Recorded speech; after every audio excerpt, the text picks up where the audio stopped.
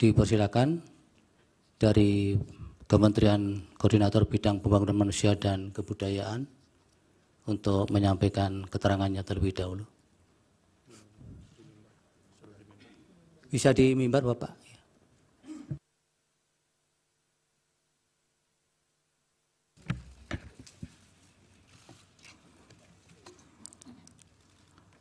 Assalamualaikum warahmatullahi wabarakatuh.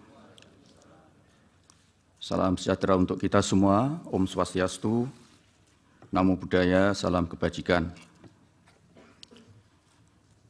Keterangan Menteri Koordinator Bidang Pembangunan Manusia dan Kebudayaan pada sidang Mahkamah Konstitusi Jakarta 5 April 2024. Yang mulia Ketua dan anggota Majelis Hakim Mahkamah Konstitusi. Pada hari ini saya sebagai Menteri Koordinator Bidang Pembangunan Manusia dan Kebudayaan Republik Indonesia akan menyampaikan butir-butir penting berkenaan dengan program-program pemerintah, khususnya yang berkaitan dengan penanganan kemiskinan dan perlindungan sosial. Hal ini sesuai dengan tugas pokok dan fungsi Kementerian Koordinator Bidang Pembangunan Manusia dan Kebudayaan yang selanjutnya disebut Kemenko PMK dan yang mempunyai tugas penyelenggaraan koordinasi, sinkronisasi, dan pengendalian untuk urusan kementerian dalam penyelenggaraan pemerintahan di bidang pembangunan manusia dan kebudayaan berdasarkan Perpres nomor 35 tahun 2020 tentang Kementerian Koordinator Bidang Pembangunan Manusia dan Kebudayaan. Tugas Kemenko PMK tersebut dilaksanakan untuk memberikan dukungan pelaksanaan inisiatif dan pengendalian kebijakan berdasarkan agenda pembangunan nasional dan penugasan Presiden. Sementara itu, fungsi dari Kemenko PMK diantaranya ialah 1. Melakukan koordinasi dan sinkronisasi perumusan, penetapan, dan pelaksanaan kebijakan kementerian dan lembaga. 2. Melakukan pengendalian pelaksanaan kebijakan kementerian atau lembaga. 3. Pengelolaan dan penanganan isu yang terkait dengan bidang pembangunan manusia dan kebudayaan. 4. Pengawalan terhadap program prioritas nasional dan kebijakan yang diputuskan oleh Presiden dalam sidang kabinet. Yang mulia Ketua dan anggota Majelis Hakim Konstitusi, berdasarkan hasil survei sosial ekonomi atau Susenas Maret 2023 yang dilakukan oleh Badan Pusat Statistik atau BPS, angka kemiskinan nasional mencapai 9,36%. Sementara target RPJMN tahun 2020-2024 ditetapkan sebesar 6,5 sampai dengan 7,5%.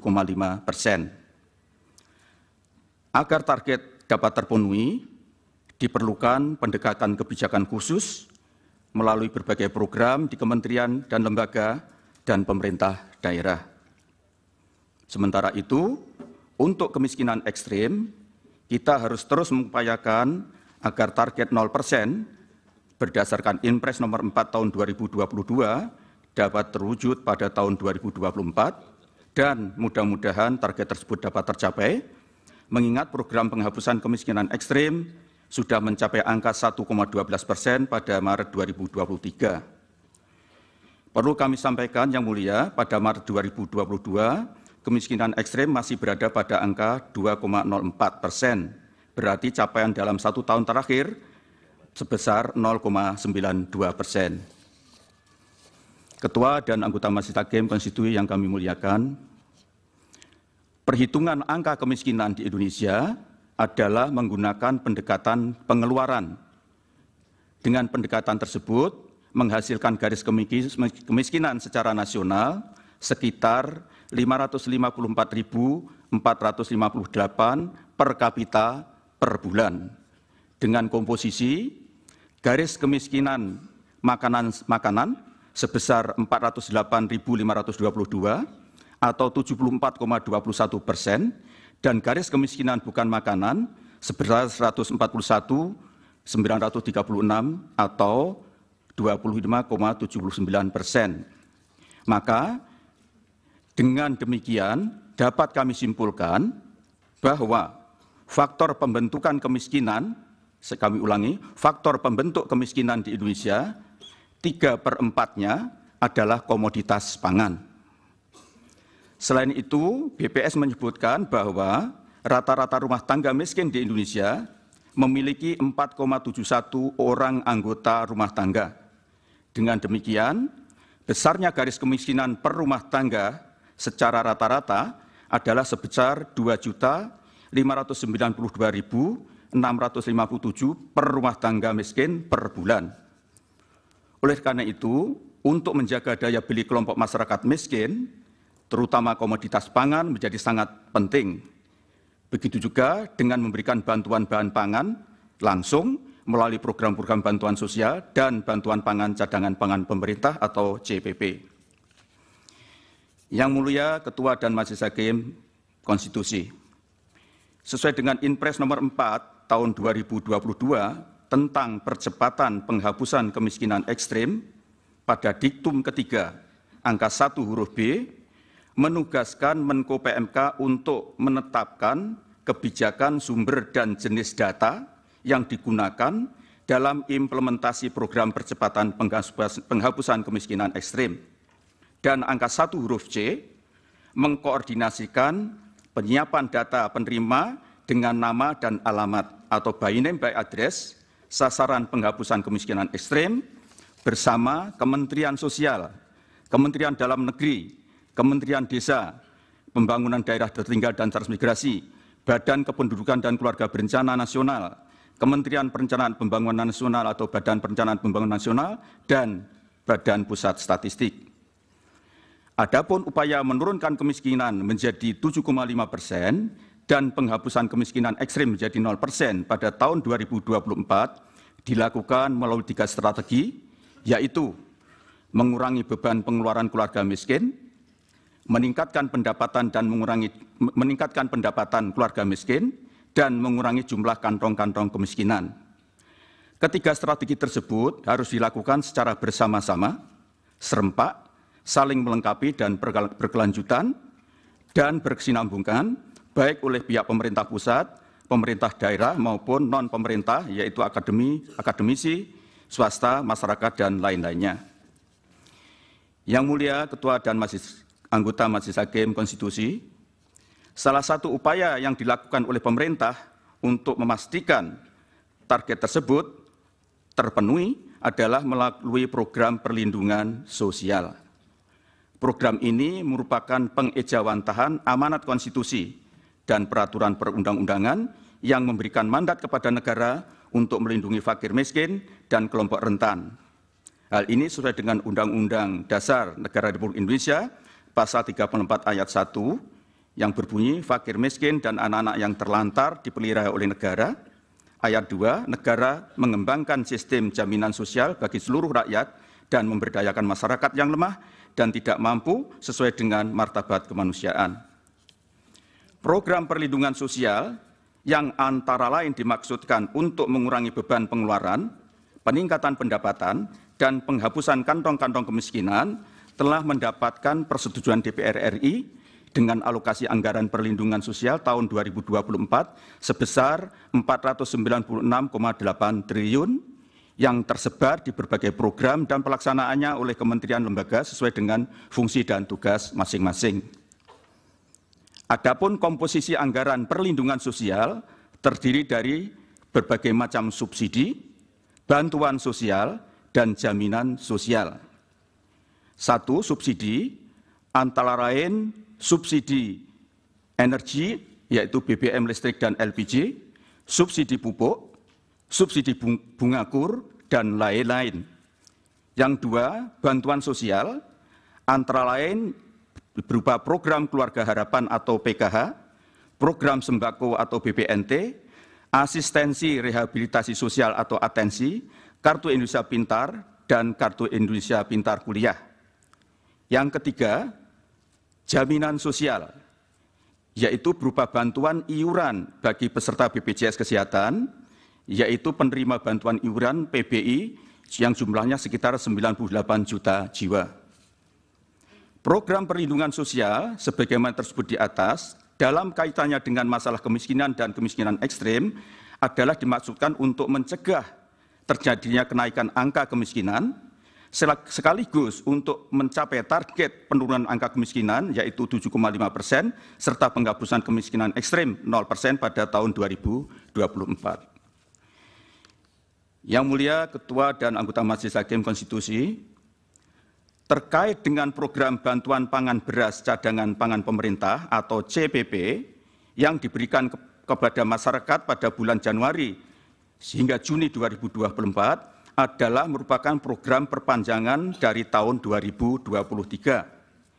Adapun tujuannya adalah untuk memitigasi risiko bencana El Nino dan untuk mempertahankan daya beli masyarakat, dikelola dan merupakan kewenangan Badan Pangan Nasional atau Bapanas. Bantuan pangan beras CPP adalah bukan merupakan bagian dari bantuan sosial reguler, namun merupakan bantuan bahan pangan yang diberikan oleh pemerintah. Bantuan pemerintah dalam bentuk bantuan pangan beras atau CPP pada tahun 2024 dilaksanakan berdasarkan Perpres nomor 125 tahun 2022 tentang penyelenggaraan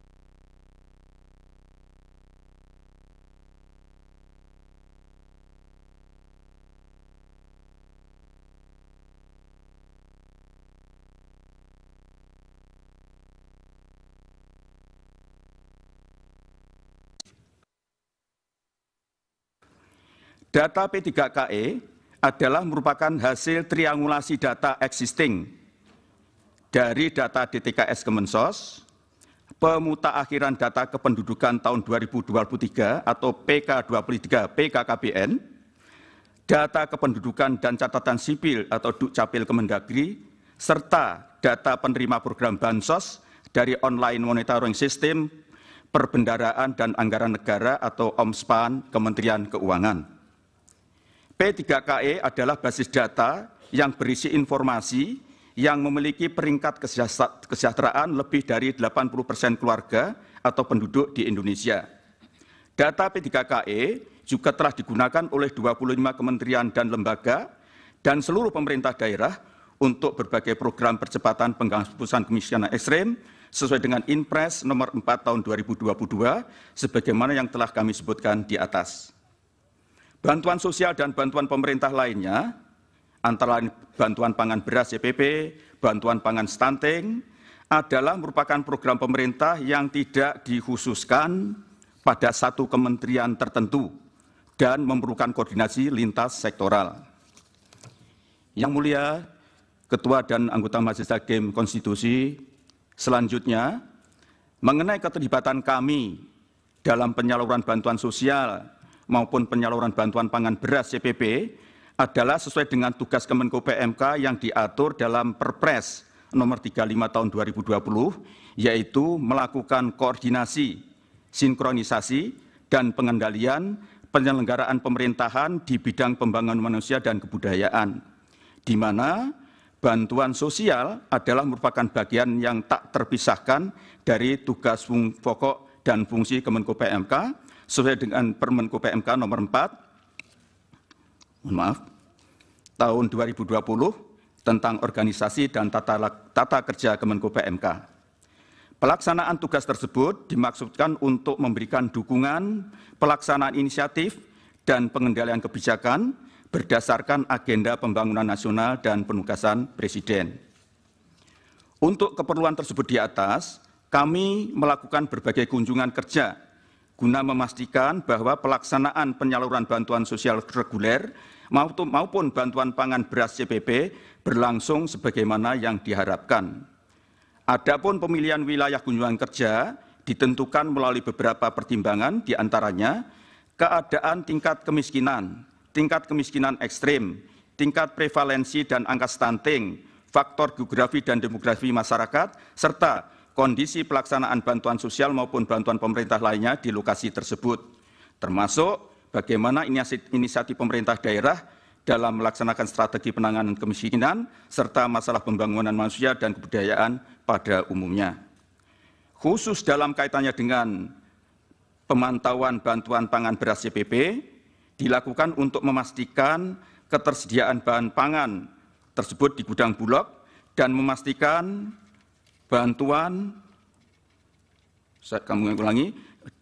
dan memastikan bantuan yang diterima oleh penerima manfaat secara langsung. Di samping itu untuk memastikan bahwa distribusinya berjalan dengan baik serta memperhatikan prinsip-prinsip tepat waktu, tepat sasaran, tepat jumlah, tepat kualitas, di samping untuk mendapatkan umpan balik atau feedback tentang bagaimana pemanfaat bantuan tersebut oleh keluarga penerima manfaat. Yang mulia Ketua dan anggota Majelis Hakim Konstitusi, kami memahami apabila tugas dan fungsi kami untuk mengkoordinasikan, mensinkronkan, dan mengendalikan pelaksanaan program di lapangan kemudian dikait-kaitkan dengan pesta demokrasi beberapa waktu yang lalu. Namun perlu kami tegaskan bahwa pelaksanaan program-program tersebut di atas sudah direncanakan sejak awal untuk mencegah terjadinya kenaikan angka kemiskinan dan sekaligus untuk menurunkannya, serta menghapus kemiskinan ekstrem sebagaimana yang telah kami paparkan di atas. Adapun penyerahan bantuan pangan beras CPP di Kabupaten Lamongan yang kami lakukan dirangkaikan dengan kunjungan ke wilayah perkampungan nelayan di Kecamatan Brondong yang sekaligus untuk melakukan KSP, Koordinasi Sinkronisasi dan Pengendalian dalam penanganan kantong kemiskinan nelayan di wilayah tersebut, yaitu penanganan masalah sanitasi dan pengerukan muara Sungai Lamong, bersama ini berkoordinasi dengan Kementerian PUPR, ketersediaan bahan bakar untuk nelayan dengan PT Pertamina, serta pengerukan dermaga Tambat Labuh, pembangunan PABS dengan Kementerian KKP, dan pembangunan mercusuar dengan Kementerian Perhubungan. Yang semua itu terkait erat dengan tugas koordinasi, sinkronisasi, dan pengendalian oleh Kemenko PMK. Adapun Kabupaten Berau adalah termasuk salah satu kabupaten yang relatif baik dalam upaya pengentasan kemiskinan ekstrem. Oleh karena itu, perlu untuk dilakukan kunjungan kerja guna memastikan program-program pemerintah pusat dan program pemerintah daerah saling bersinergi sehingga dapat menjadi contoh bagi daerah lainnya. Dalam kunjungan tersebut di atas, kami memanfaatkan sekaligus untuk menyerahkan bantuan pangan beras secara simbolik, setelah melakukan dialog dengan pemerintah daerah, stakeholder, keluarga stunting, serta keluarga miskin ekstrem untuk mendapatkan umpan balik atau feedback. Yang mulia, Ketua dan anggota Majelis Hakim Konstitusi, semua yang kami lakukan adalah dalam rangka koordinasi, sinkronisasi, dan pengendalian atau KSP terhadap apa yang telah diputuskan dalam rapat-rapat yang kami selenggarakan, yang perlu kami koordinasikan, sinkronisasikan, dan kendalikan lebih lanjut di lapangan. Demikian yang dapat kami sampaikan. Semoga Yang Mulia Ketua dan anggota Majelis Hakim Konstitusi berkenan. Atas perhatian dan perkenan Ketua dan anggota Majelis Hakim Konstitusi yang kami muliakan, kami ucapkan terima kasih. Wassalamualaikum warahmatullahi wabarakatuh. Waalaikumsalam. Dilanjut Pak Menko Bidang Perekonomian.